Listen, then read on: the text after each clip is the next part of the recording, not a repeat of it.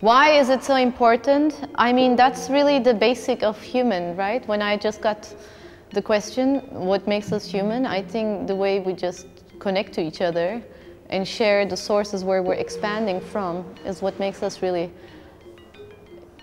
human. I think this is not the time to talk about difference, how different we are and how unique we are and how special we are. This is really this time where we speak how each of us are really more interested in expansion, intellectually, emotionally, physically, financially. That's what we all have in common. So in that sense, this is really going to be the space where we're talking from all different perspectives what it is to be a human. And what we have here actually on the floor, half of the floor is a theatrical play in the making called The Humans. And over a span of 6 months, Alexandre Singh will be creating a theatrical production on site. His script will be written here, his props will be made here, the costumes will be made here, and all of this will inform our public programming. History are stories. Stories that we tell ourselves about the world. If you want to find out about what life was like in the 50s or in 500 AD, read books about history and also books about science fiction. Because when human beings are writing about the past and the future, what they're really talking about is what they're concerned about right now. I don't start off with some kind of master narrative or some big idea about what I want to say something about the world. I like playing, and this is like, to get back to what I was saying right at the beginning, playing can be a lot of fun for me. The problem is, how do I make play be interesting for you? Because it's going to be a lot of fun to make up stories, but maybe my stories will bore you. So that's what's interesting, and that's what's difficult about being an artist, is trying to balance these two things. Because most of the time, didactic works in which I tell you, this is the way the world is and you should live your life like this, and this is what I think, it tends to be quite dull and uninteresting and not very juicy. And so those two things we're always trying to balance. But I think you can tell when somebody who's making something didn't enjoy themselves.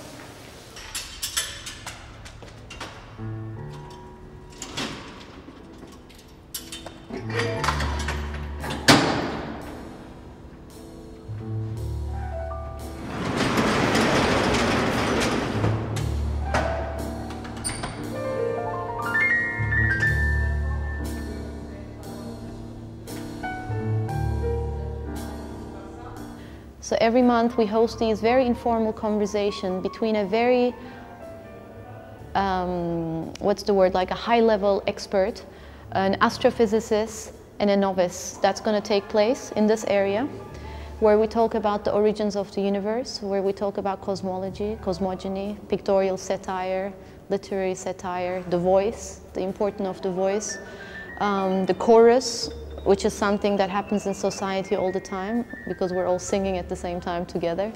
So all of those topics will be really explored here, and one of the reasons why we're doing it at Witte is also we want to somehow revive the schooling environment here. This building was a school before in 1875.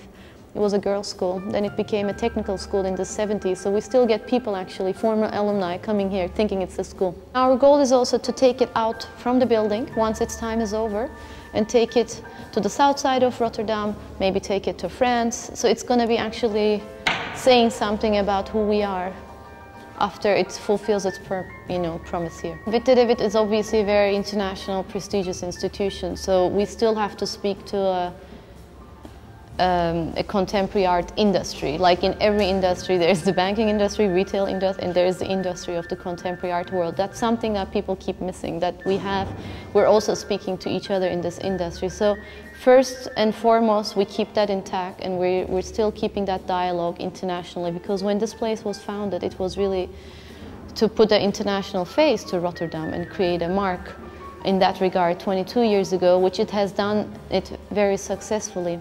On the other side, 3 months ago when I arrived here, I also realized that Witte should do more in Rotterdam.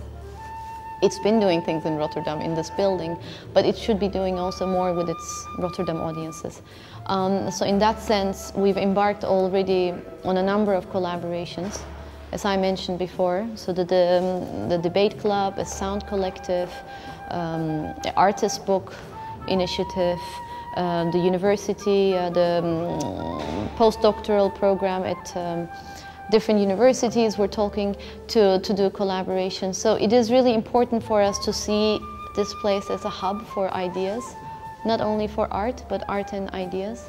So for us it's really important when we're on this wonderful street on Witte de Witstraat. It's very essential for us to put Witte de Wit also as a demanded, required, hot place for the city.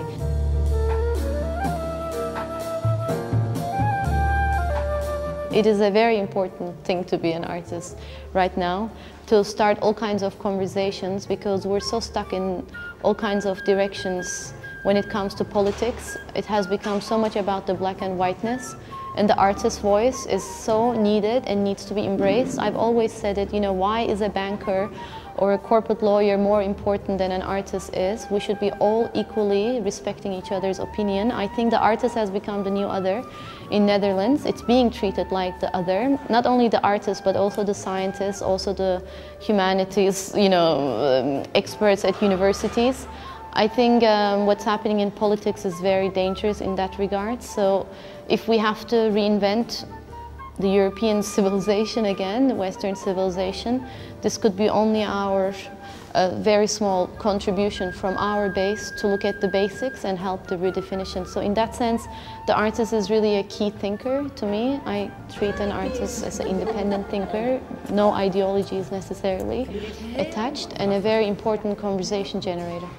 The Bible.